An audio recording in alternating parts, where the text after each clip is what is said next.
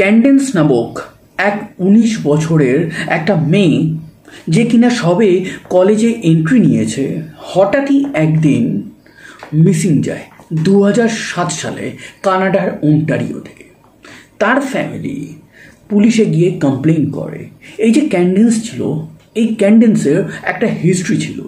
ছোটোবেলা থেকে সে একটা লাভিং ফ্যামিলি পেয়েছে, সে পড়াশোনায় মোটামুটি ভালো ছিল, তার বন্ধুবান্ধবও ছিল, কিন্তু সেই বন্ধুবান্ধবের মধ্যে কিছু বন্ধুবান্ধব এমন ছিল যারা একটু নেশাপাতি করত, এবং সেই নেশার চক্করে পড়ে ক্যান্ডেন্সের লাইফটা নষ্ট হতে থাকে। রিহ্যাবে গিয়ে নিজেকে শোধরানোর চেষ্টা করে, তার লাভিং ফ্যামিলি চেষ্টা করতে থাকে, কিন্তু 2007-এর এক সন্ধেবেলায় হঠাৎই সে নিখোঁজ হয়ে যায়। সে যখন বাড়িতে আসেনি, তখন তার ফ্যামিলি মেম্বাররা পুলিশ স্টেশনে গিয়ে এই ক্যান্ডেন্সের ব্যাপারে বলে, কিন্তু ক্যান্ডেন্সকে পুলিশ খুঁজে পেতে ব্যর্থ হয়। 2007 সাল থেকে ঠিক 10 বছর পার করে 2017 সাল চলে আসে। এই 2017 সালে ওই অন্টারিও যে লেক আছে, হিউজ বড় লেক, লাইক সমুদ্রের মতন, এপার এবং ওপার আপনি কোনোদিনও দেখতে পাবেন না। তার এক পারে এক দাদু এবং তার নাতি দুজনে মিলে ফিশিং করছে, একটা হ্যাপি টাইম কাটাচ্ছে। দাদু তার নাতিকে ফিশিং শেখাচ্ছে, এবং সেই সময় হঠাৎ করেই সেই নাতি একটা জিনিস নজর করে। তার নজরে সে একটু দূরে দেখতে পায় যে কিছু একটা জিনিস জলের মধ্যে ভাসছে। প্রথমে তারা ভাবে যে ওটা মোস্ট প্রবাবলি হয় কোনো শ্যাওলা বা কোন উদ্ভিজ কিছু জিনিস হবে যেটা লেকে ভেসে যাচ্ছে, কিন্তু খানিকক্ষণ পর তারা বুঝতে পারে সেই ভাসমান জিনিসটা তাদের দিকেই আসছে। সেই দাদু তখন একটা নেট ফেলে, এবং সেই নেটের মাধ্যমে ওই জিনিসটাকে পাড়ে তুলে আনে, এবং পাড়ে যখন তুলে আনে তখন সেই জিনিসটা দেখে তার পাশে তার যে ছোট নাতি ছিল, সে বলে যে এটা হয়তো একটা নষ্ট হওয়া, পুড়ে যাওয়া চিকেন। কিন্তু দাদু ততক্ষণ একদম চুপচাপ, সে কিচ্ছু বলছে না। তার মনে কিছু একটা হয়, সে সঙ্গে সঙ্গে পুলিশকে ফোন করে। দাদু সেই দিন কী দেখেছিল, ওটা কি আদতেও চিকেনের পোড়া পিস ছিল? মানে নাতির কথাটাই ঠিক ছিল? না, সেটা ঠিক ছিল না। দাদু ওখানে দেখেছিল যে একটা মহিলার উদরের অংশটা জলে ভেসে পাড়ে এসেছে, এবং পুলিশ যখন এসে সেই বডিটাকে যখন রিকভার করে ময়না তদন্তের জন্য পাঠিয়ে দেয়, তখন সেই ময়না তদন্তের যে রিপোর্ট আসে, সেই রিপোর্টটা খুব ক্লামসি ছিল। সেইখানে মৃত্যুর এক্স্যাক্ট কোনো কারণ বলা হয়নি, কিন্তু বডিতে অনেক টর্চারের মার্ক ছিল। তার মানে কি, এটা মোস্ট প্রবাবলি মার্ডার হয়েছে, কেউ মার্ডার করে এখানে ফেলে দিয়েছে। কিন্তু কোথা থেকে, কোন দিনে, কিভাবে ফেলে দিয়েছে, এই জিনিসটা পুলিশ তখনও জানে না। আরও ডিটেল একটা ময়না তদন্ত হয়, এবং সেই ডিটেল ময়না তদন্তে উঠে আসে যে এই বডিটার যারই ছিল না কেন, তার মৃত্যু হয়েছে মোস্ট প্রবাবলি 1 থেকে 2 মাস আগে, এবং এর যে পুরো বডির অংশটা আছে সেটা কেটে কেটে আলাদা করা হয়েছে, এবং এই বডিটাকে এই জলে ফেলার আগে কোনো একটা ঠান্ডা প্লেসে রাখা হয়েছিল।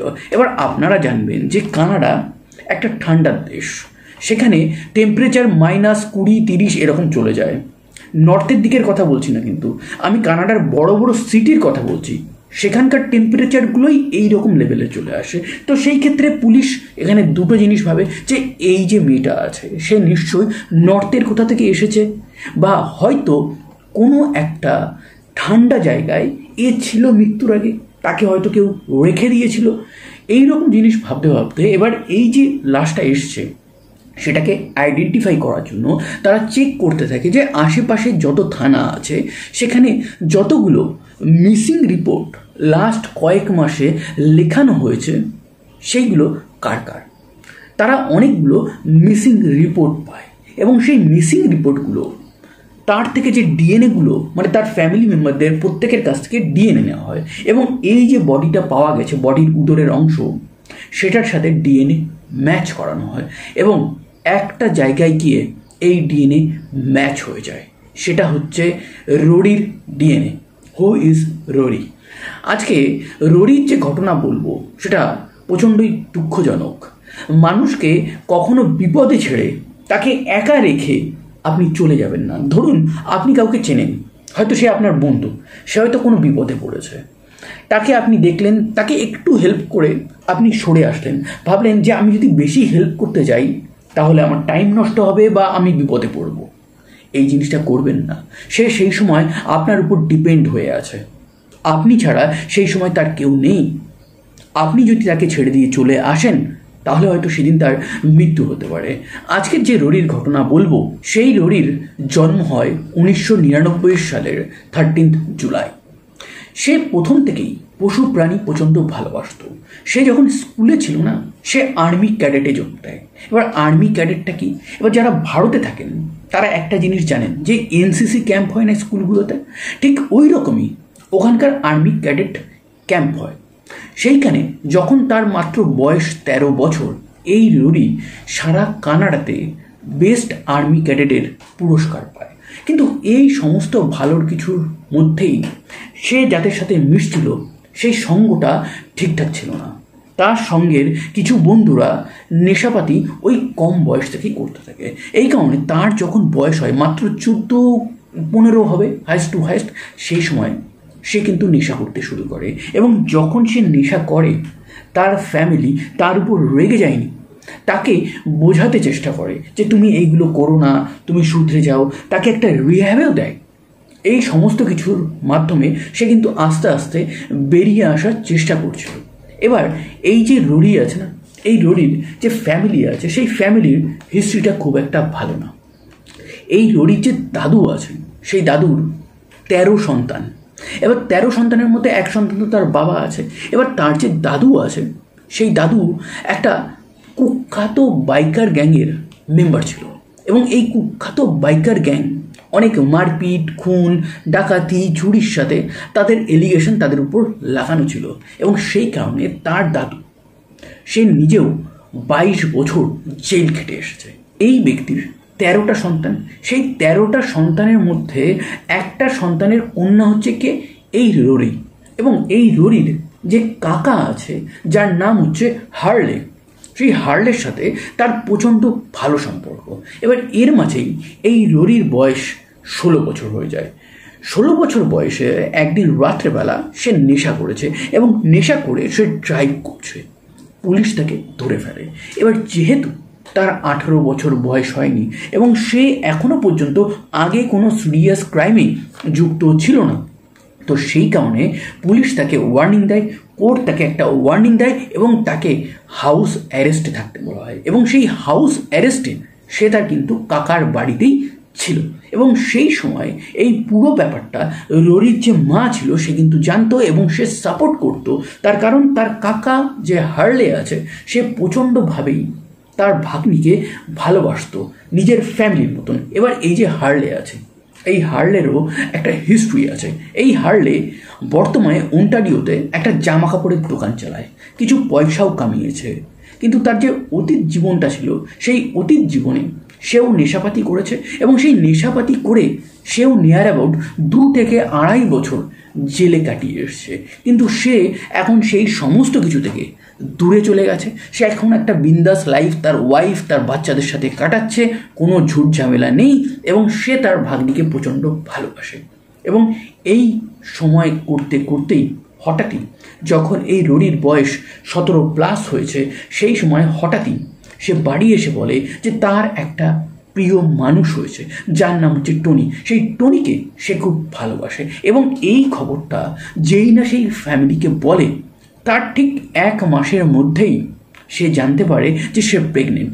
এবার কানাডা বা ওয়েস্টার্ন যেসব কান্ট্রি আছে সেখানে বিয়ের প্রচলনটা অনেক পরে, মানে আগে কি হয়, আগে প্রেম হয়, তারা লিভিনে থাকে, তাদের মধ্যে বাচ্চা হয়, দেন অনেক বছর পর 2-3টে বাচ্চা নিয়ে তারা বিয়ে করতে যায়।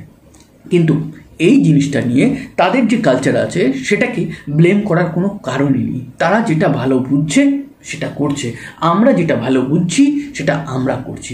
তো এই মুহূর্তে এই যে রোরি আছে তার লাইফে একটা সুন্দর টার্ন নিয়েছে, তার বয়ফ্রেন্ড পেয়েছে, সে তার একটা সন্তানও হবে, সে প্রেগনেন্টও আছে, সে চেকআপের মধ্যে আছে। ইভেন এর মধ্যে সে নিজস্ব একটা অ্যাপার্টমেন্টে মুভও করে সেই 1 বছর সে যে হাউস অ্যারেস্ট ছিল সেই থেকেও সে মুক্তি পেয়েছে, সমস্ত কিছু ভালো ছিল। কার এই রোডির যে মা আছে তারাও কোথাও না কোথাও একটা মুক্তির হাওয়া পাচ্ছে। এবার এই সময় তার সাথে আবারও কিছু ঘটনা ঘটতে থাকে। তার যে রিফিউজ ক্লাব ছিল, এবার রিফিউজ ক্লাবটা কি? এবার রিফিউজ ক্লাব হচ্ছে একটা কাউন্সিলিং ক্লাব। যারা মাদকের নেশা ফেশা করে তাদের তো কাউন্সিলিং দরকার হয়। তো এই কাউন্সিলিং যারা করে তারা হঠাৎই এই রোডির ফ্যামিলিকে ফোন করে বলে যে রোডি লাস্ট বেশ কয়েকদিন ধরে আমাদের এখানে আসছে না, ও কি আবার নেশাপাতি করছে বা অন্য কিছু করছে? তখন ফ্যামিলি বলে যে না, ও তো ওর বয়ফ্রেন্ড টনির সাথে নতুন একটা অ্যাপার্টমেন্টে মুভ হয়েছে, ও তো প্রেগনেন্ট। এবার ও কি প্রেগনেন্ট সেই কারণে আপনাদের রিফিউজ ক্লাবে যাচ্ছে না, এইরকম কি কোনো ম্যাটার? এবার ফ্যামিলিও চিন্তায় পড়ে, এদিকে রিফিউজ ক্লাবের মেম্বাররাও চিন্তা করে। এবার এই দুজন মিলেই, মানে এই দুই পার্টি মিলেই তারা সোজা থানায় চলে যায় এবং থানায় গিয়ে একটা মিসিং রিপোর্ট লেখায়।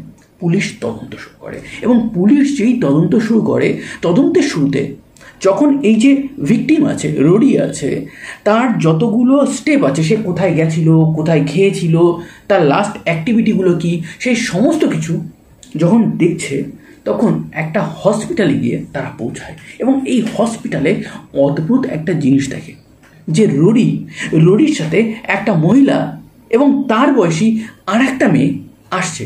পরে পুলিশ জানতে পারে ওটা ছিল রোডির বান্ধবী এবং বান্ধবীর মা। তারা তাকে একটা হসপিটালে নিয়ে এসেছে। রোডি একটা সিটে বসেছে, হসপিটালে চেক আপ করাবে। সে না একটু কাঁপছে, সে না মেন্টালি একটু আনস্টেবল আছে। এবার কেন আনস্টেবল আছে সেটা আজ পর্যন্ত কেউ জানে না, কিন্তু এই জিনিসটা করেই সেই বান্ধবী এবং বান্ধবীর মা ওই হসপিটাল ত্যাগ করে। সেটা ক্লিয়ারলি সিসিটিভিতে দেখা যায়। রোডি ওখানে 15 মিনিট বসেছিল, সিসিটিভিতে ক্লিয়ার দেখা যাচ্ছে। তাকে ডাক্তার এখনও কল করেনি, কিন্তু সে আর ডাক্তারের জন্য ওয়েট করেনি, সে নিজেও ওইখান থেকে বেরিয়ে চলে যায় এবং এইটাই তার শেষ দেখা। তাকে এরপর আর কোথাও কোনো ক্যামেরা, কোনো কিছুতে, কোনো রেকর্ডিংস, কোনো ফোন লোকেশনে তাকে আর দেখা যায়নি। তারপর থেকেই সে রিফিউজ ক্লাবে যায়নি, সে তার ফ্যামিলির সাথেও কথা বলেনি। তো রিফিউজ ক্লাব প্রথম এই জিনিসে ঘন্টা বাজায় যে এই রোডি মিসিং আছে। যাই হোক, এবার মিসিং কমপ্লেন করা গেছে, পুলিশ তদন্ত করছে। এবার এই যে ঘটনাটা ঘটেছে, মিসিংয়ের ঘটনাটা স্পেশালি বলছি, সেটা ধরে নিন ওই আগস্ট এবং নভেম্বরের প্রথম দিকে হবে। এবার সেই নভেম্বর থেকে ডিসেম্বর চলে আসে। ডিসেম্বর মাসেও কোনো ঘটনা পুলিশ জানাতে পারেনি ফ্যামিলিকে। ফ্যামিলি প্রচণ্ড উদ্বেগে রয়েছে। তারা নানানভাবে অনলাইনে প্রচার করছে যে রোডি মিসিং, তার পোস্টার ছাপাচ্ছে, সারা শহরে ছাপিয়ে গিয়েছে। কাল তো রীতিমতন সারা শহরে যত বাইকার গ্যাং আছে সবাই এই রোডির জন্য রীতিমতো সব জায়গায় প্রচার করছে যে যদি খুঁজে পাও তাহলে তাকে পুরস্কার দেওয়া হবে। কিন্তু রোডির কোনো খোঁজ নেই। রোডি তাহলে কোথায়? এই জায়গাতেই লেক ওন্টারিওতে যে লাশটা পাওয়া যায় সেই লাশের সাথে এই রোডির ডিএনএ ম্যাচ হয়ে যায়। অ্যান্ড দেন পুলিশ আবার নতুনভাবে ইনভেস্টিগেশন করে।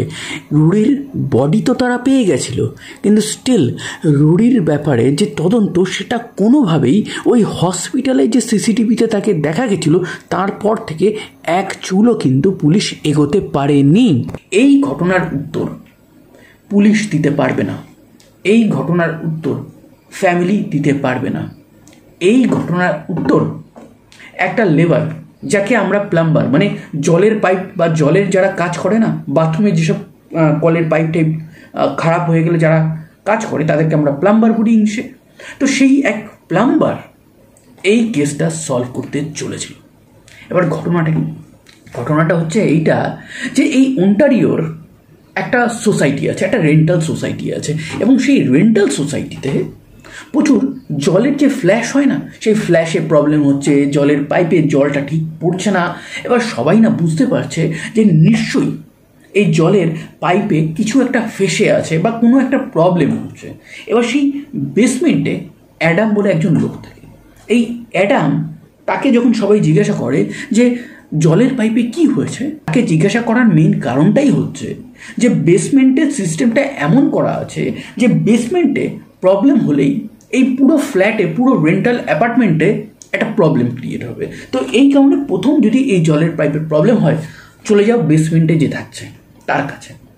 অ্যাডাম তখন বলে যে কই, আমার এখানে তো জলের খুব একটা প্রবলেম হচ্ছে না, হয়তো হতে পারে যে কাল রাতে আমি একটা কন্ডোম ইউজ করেছিলাম, সেই কন্ডোমটা আমি ভুল করে ফ্ল্যাশ করে দিয়েছিলাম, এবার সেটা হয়তো আটকে গিয়ে প্রবলেম হতে পারে। তো তোমরা যে যার মতন ওই একটু পাইপের মধ্যে খোঁচাখুচি করে ট্রাই করে দেখতে পারো যে যদি প্রবলেমের সুরা হয়। এবার রেন্টাল প্রপার্টিতে আরও যারা মানুষ, তারা এই ইয়ার এন্ডিংয়ের সময় এত ঝামেলা চায়নি, তারা ক্লিয়ার কাট চেয়েছে প্লাম্বার ডাকো, কাজ সলভ করো। এবার প্লাম্বার আসে, প্লাম্বার এসে ফ্লোর টু ফ্লোর চেক করতে থাকে। চেক করে তারা হঠাৎই বেসমেন্টে যায় এবং বেসমেন্টে গিয়ে অ্যাডামের যেখানে বাথরুম আছে, যেখানে বেসিনটা আছে এবং যেখানে বাথটবটা আছে, সেই সমস্ত কিছু চেক করতে থাকে। এইবার প্লাম্বারদের কাছে একটা যন্ত্র থাকে, একটা হুকের মতন, লম্বা একটা হুকের মতন থাকে, যেটা পাইপের মধ্যে ওরা এরকমভাবে ঢুকিয়ে দেয়। এবার সের মাথায় একটা স্প্রিং টাইপের লাগানো থাকে এবং সেইটাকে বলা হয় ড্রেইন স্নেক টুল। এবার ড্রেইন স্নেক টুল যখন এই প্লাম্বাররা ইউজ করছে, তারা না খুব একটা রেজাল্ট পাচ্ছে না। এবার তারা আরও মেশিনারি দিয়ে সেই জায়গাটা ভেঙে চুড়ে একটু দেখতে থাকে এবং দেখতে দেখতে হঠাৎই তারা চমকে যায়, তারা দূরে সরে আসে এবং তারা সামনে যে জিনিসটা দেখছে সেইটা দেখে রীতিমতন শক হয়ে যাচ্ছে। তারা যেটা আইডিয়া করছে, এটা যদি সেটা হয় তাহলে তো কেস হয়েছে, রীতিমতন একটা বাজে গন্ধ বেরোচ্ছে। তারা সেই মুহূর্তে সেইখানে দাঁড়িয়েই জাস্ট পুলিশকে ফোন করে এবং পুলিশকে ফোন করে তারা বলে যে আমি এইখানে এই রেন্টাল অ্যাপার্টমেন্টে আছি, এইখানে জলের প্রবলেম হচ্ছিল, আমি প্লাম্বার, আমার নাম এইটা, আমি এখানে ঠিক করতে এসেছি, কিন্তু ঠিক করতে এসে মোস্ট প্রবাবলি আমি যখন এই জায়গাটা পরিষ্কার করছি, এখান থেকে কিছুটা মাংস বেরিয়ে আসে এবং সেই মাংসটা মোস্ট প্রবাবলি কোনো মানুষের মাংস হবে, আপনারা তাড়াতাড়ি আসুন। পুলিশ সঙ্গে সঙ্গে সেইখানে আসে এবং সেইখানে আসা মাত্রই একটা মোটা করে লোক দরজা খুলে দেয়। দরজা খুলে দেওয়ার মাধ্যমেই পুলিশ ঘরের মধ্যে ঢুকে প্লাম্বার একদম রীতিমতন তাকে দেখায় সেই মোটা মতন লোকটাকে। পুলিশ তাকে অ্যারেস্ট করে এবং যখন তাকে অ্যারেস্ট করছে পুলিশ, সেই মুহূর্তে সেই ব্যক্তি বলছে বাকি অংশ ফ্রিজে আছে, কিছুটা তো পচেও গেছে, দেখে নাও। এবং এই জিনিসটা যখন সবাই শোনে, সবাই শক হয়ে যায় এবং তারা বুঝতে চলেছিল যে আবার একটা কোনো ভায়োলেন্ট কিছু আমরা জানতে যাচ্ছি। পুলিশ তাকে অ্যারেস্ট করে সোজা থানায় নিয়ে যায়।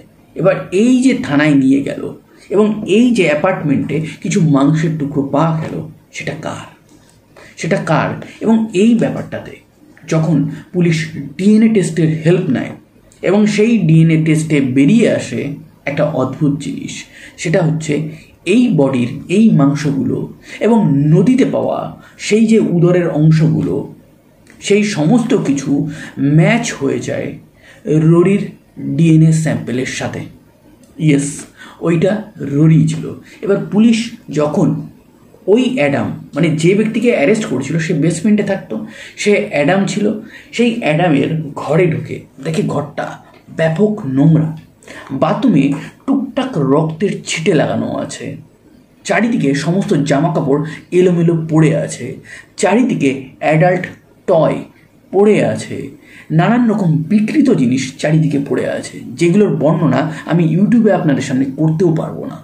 পুলিশ যখন পুরো অ্যাপার্টমেন্টটা চেক করছে, তখন সেই অ্যাপার্টমেন্টে যে ফ্রিজ ছিল সেই ফ্রিজটা খুললে সেখানে তারা দেখতে পায় কিছু একটার মাথা এবং সেই মাথাটা মানুষের মাথা, কিছু মাংসের টুকরো, তার সাথে সাথেই একটা গলা পায় এবং সেই গলাতে একটা ট্যাটু ছিল এবং সেই যে ট্যাটুটা, সেই ট্যাটুর সাথে রোরির গলায় যে ট্যাটু ছিল সেটা হুবহু ম্যাচ করে যায়। হ্যাঁ, এইটা রোরি ছাড়া অন্য কারোর বডি হতেই পারে না। পুলিশ এটা কনফার্মড হয়ে যায় এবং ফ্যামিলি, তার যে রিফিউজ ক্লাব, সবাই জানতে পারে যে ওই যে হসপিটাল থেকে সে বেরিয়েছে, সে বেরিয়ে সোজা এই অ্যাডামের ফ্রিজে হয়তো সে চলে এসেছে। না তো সবে শুরু হয়েছে। এরপর এই যে অ্যাডাম আছে তাকে পুলিশ থানাতে নিয়ে গিয়ে পুলিশ যখন তদন্ত করছে, যে ব্যক্তি আগে চিৎকার করে বলছিল যে ফ্রিজে বাকি মাংসটা রাখা আছে, সেটা অনেকটা পচে গেছে, সে পুলিশ কাস্টাডিতে গিয়েই একদম চুপ মেরে যায়। এবার পুলিশ তার কাছে কিছু বাড়ি করতে পারছে না, তার থেকে টেস্টিমনি নিতে পারছে না। এবার কোর্টে গেলে তো ব্যাটা ছেড়ে যেতে পারে। এইদিকে নিউজ মিডিয়াতে এত একটা নৃশংস খবর, সেটা প্রচারও পেয়ে গেছে। এবার পুলিশ কী করবে? পুলিশ আবার ওই অ্যাপার্টমেন্টে ব্যাক যায়, অ্যাপার্টমেন্টটা আরও ভালো করে খোঁজে। এবার একটা হাতুড়ি পায়, সেই হাতুড়িতে আবার রক্ত লেগেছিল। সেই রক্তে যখন ডিএনএ টেস্ট করে, সেটা রোডির সাথে ম্যাচ হয়ে যায়। রোডির যে জুতো ছিল, সেই জুতোতে রক্ত লেগেছিল এবং সেই জুতোটাও ওই অ্যাপার্টমেন্ট থেকে পায়। এবার ওই অ্যাপার্টমেন্টে আরও একটা সিক্রেট সারপ্রাইজ পুলিশের জন্য লুকিয়েছিল। সেটা হচ্ছে যে জলের পাইপ ছিল না, সেই জলের পাইপে এই অ্যাডাম বেটা একটা বোম ফিট করে রেখেছিল। কানাডিয়ান পুলিশ রীতিমতন বোম স্কোয়াডকে ডাকে, পুরো প্রতিবেশী মানে পুরো নেবারহুড যেটা আছে সেটাকে খালি করায়, সেখানে একটা বোম ব্লাস্ট করায়। মানে বুঝুন অ্যাডাম কি প্ল্যান করে রেখেছিল। এইবার অ্যাডামের ঘটনা এখানে শেষ না, যতই হাসেন এবার আসতে চলেছিল কান্নার আরেকটা পালা। তার পুরো অ্যাপার্টমেন্ট যখন পুলিশ চেক করতে করতে দেখতে পায় একটা ছুরি, একরকমের বেঁকানোর ছুরি থাকে এবং সেই ছুরিগুলো স্পেশালাইজ ছুরি থাকে। সেই ছুরিগুলো যারা শিকারি হয় না তারা ইউজ করে। কিসের জন্য ইউজ করে জানেন? পশুর গায়ের থেকে যে চামড়া আছে না, সেটাকে ছাড়ানোর জন্য। সেই যে ছুরি আছে, সেই ছুরি কেন এই অ্যাডামের অ্যাপার্টমেন্টে? অ্যাডাম তো স্বীকার করতো না, তার মানে অ্যাডামের এইখানে কোনো একটা প্ল্যান বা কোনো একটা সে কিছু করেছিল রোডির সাথে। তার মানে রোডির যে গায়ের চামড়া ছিল, সেটা কি এ ছেড়েছে ওইভাবে? সেটা কি জ্যান্ত অবস্থায় করেছে না মৃত অবস্থায় করেছে? এই সমস্ত কিছু পুলিশের তদন্তে ভাবছে। এই সময় ওই ছুরিটাকে তারা ফরেন্সিক ল্যাবে পাঠিয়ে দেয়। সেখান থেকে তারা ব্লাড স্পট খোঁজে এবং সেইটার ডিএনএ টেস্ট করে এবং সেই ডিএনএটা যখন রোডির ডিএনএর সাথে ম্যাচ করা হয়, ইয়েস, এটা ম্যাচ করেনি। তার মানে কি এই অ্যাডামের সেকেন্ড ভিকটিম আছে? পুলিশ এবার উঠে পড়ে লাগে। পুলিশ প্রত্যেকের ডিএনএর সাথে ম্যাচ করতে থাকে। লাস্ট 10 বছর 15 বছরে যতগুলো মিসিং কমপ্লেন হয়েছে, যতগুলো আনআইডেন্টিফাইড ডেড বডি তারা পেয়েছে, প্রত্যেকটার সাথে তারা যখন ম্যাচ করতে থাকে, তখন হঠাৎই 2007-এ মিসিং যাওয়া একটা মেয়ে যার নাম হচ্ছে ক্যান্ডেন্স, তার সাথে হঠাৎই সেই ডিএনএটা ম্যাচ করে যায়।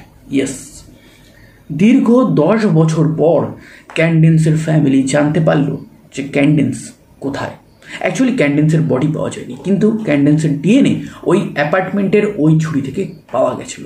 পুলিশি তদন্তে পুলিশ কন্টিনিউয়াসলি এই অ্যাডামকে একটা জিনিসই চেষ্টা করাচ্ছে, যে সে যাতে কোনোভাবে এই জিনিসটা কনফেস করে, কিন্তু সে না ঠিকঠাকভাবে কনফেস করছে না। এবার অনেকবার বলার পর হঠাৎই এই অ্যাডাম বলতে শুরু করে। সে প্রথমে এই রোডির ব্যাপারে বলে, এই রোডিকে আমি 25শে ডিসেম্বর আমি এই রোডিকে কাটতে শুরু করি।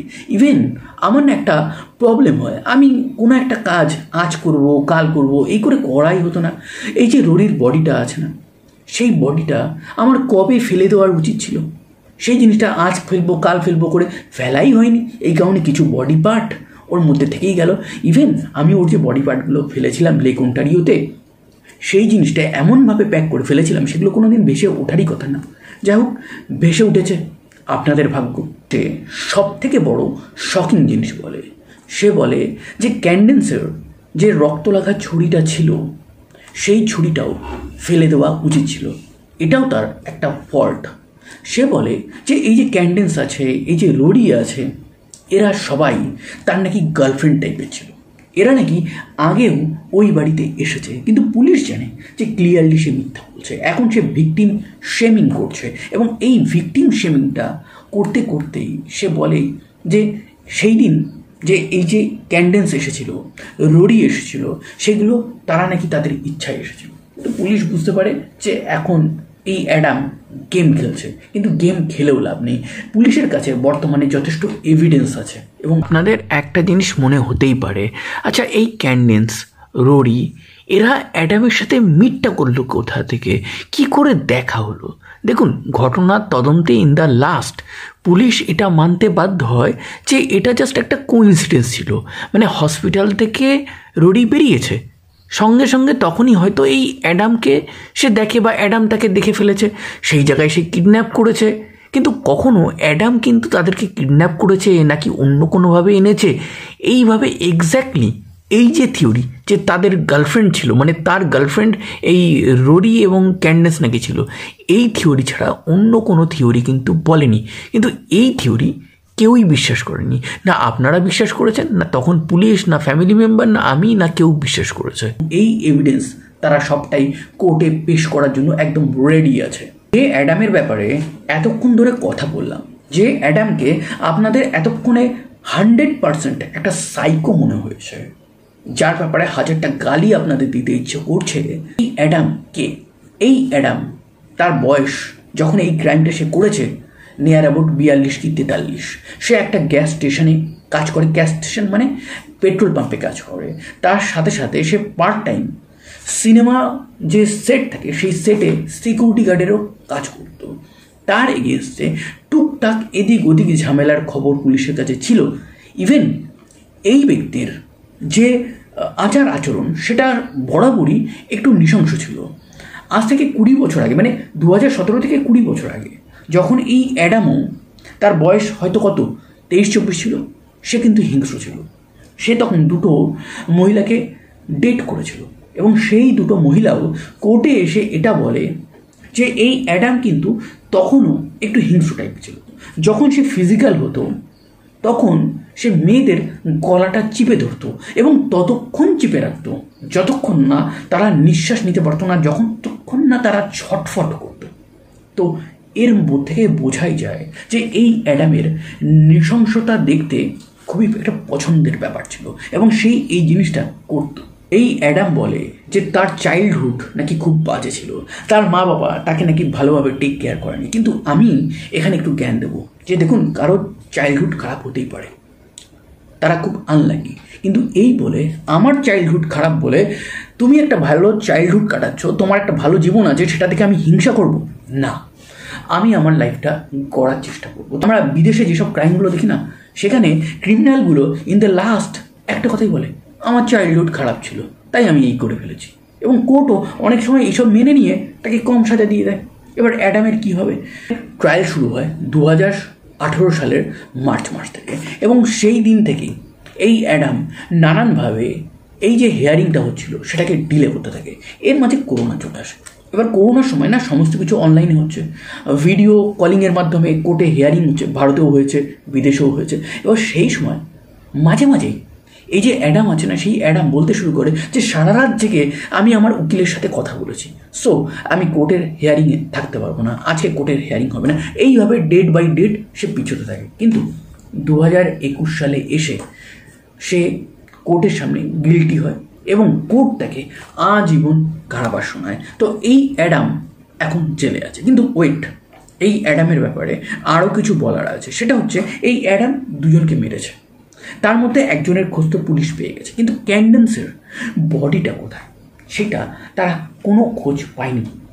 2021 মার্চ মাসে যখন সাজা ঘোষণা হয়ে যায় তার ঠিক কয়েক মাস পর, মানে জুলাই 2021, হঠাৎই এই যে অ্যাডাম আছে সে এক জেলের গার্ডকে ডেকে বলে যে তুমি খুব ভালো, তো তোমাকে একটা কথা বলি, আমি যে ক্যান্ডেন্সকে মেরেছি না, সেই ক্যান্ডেন্সের বডি ওন্টারিওর ওইখানে আছে।